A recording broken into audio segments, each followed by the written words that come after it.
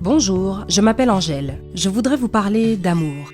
Depuis notre plus tendre enfance, on nous rabâche que l'amour est un sentiment incroyable, que c'est tout ce dont on a besoin pour vivre et bla bla bla.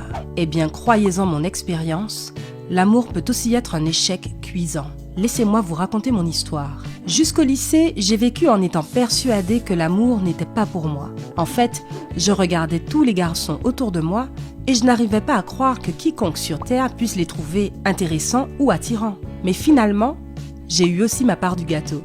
Un jour, je suis allée à une fête d'anniversaire de l'une de mes cousines et j'y ai rencontré un de ses camarades de classe. Il s'appelait Eli, il était grand, avec des yeux noirs, un joli sourire et ce regard énigmatique qui rend les filles folles. Je ne m'y suis pas laissée prendre, mais je m'ennuyais un peu. Alors j'ai décidé de lui parler, juste comme ça.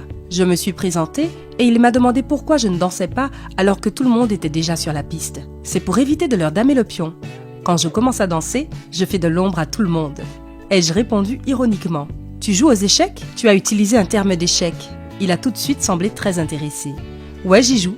Toi aussi ?» Il a répondu que oui. Nous avons discuté un peu des échecs, puis je lui ai demandé quelle musique il aimait. Et bingo! Il aimait aussi le jazz classique. Puis il a confessé que The Big Bang Theory était sa série préférée. J'avais enfin trouvé un garçon intéressant. Quand nous avons commencé à discuter sur WhatsApp et à nous retrouver 1 ou 2 fois par semaine pour jouer aux échecs ou échanger sur des sujets profonds, j'ai découvert qu'il m'était difficile de ne pas le voir pendant longtemps. J'ai compris que j'étais tombée amoureuse, pour la première fois de ma vie. Je ressentais ces fameux papillons dans le ventre que j'avais toujours détestés. Après quelques observations, je suis arrivée à la conclusion qu'il m'aimait bien aussi, car il me regardait d'une manière spéciale et me caressait toujours les cheveux.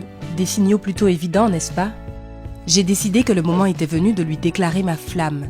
Je l'ai appelé pour lui proposer une sortie au théâtre. Après la pièce, nous avons eu une conversation passionnante.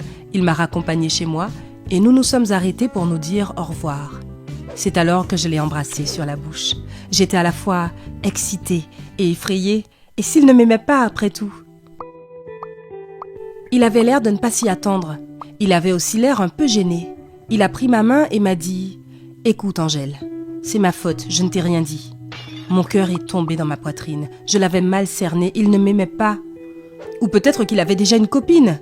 « Écoute, je t'aime beaucoup, » a-t-il continué. « Tu es la fille la plus chouette que j'ai jamais rencontrée. Tu es intéressante et j'apprécie ta compagnie. Mais j'aurais dû te le dire dès le début.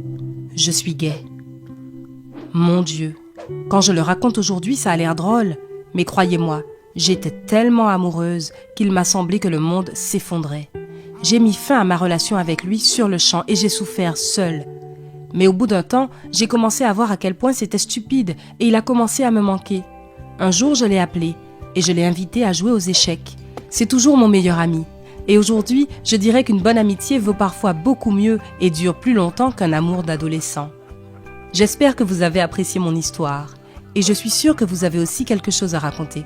Partagez vos histoires dans les commentaires et n'hésitez pas à aimer et partager cette vidéo pour que tous vos amis puissent apprendre de mon soi-disant échec.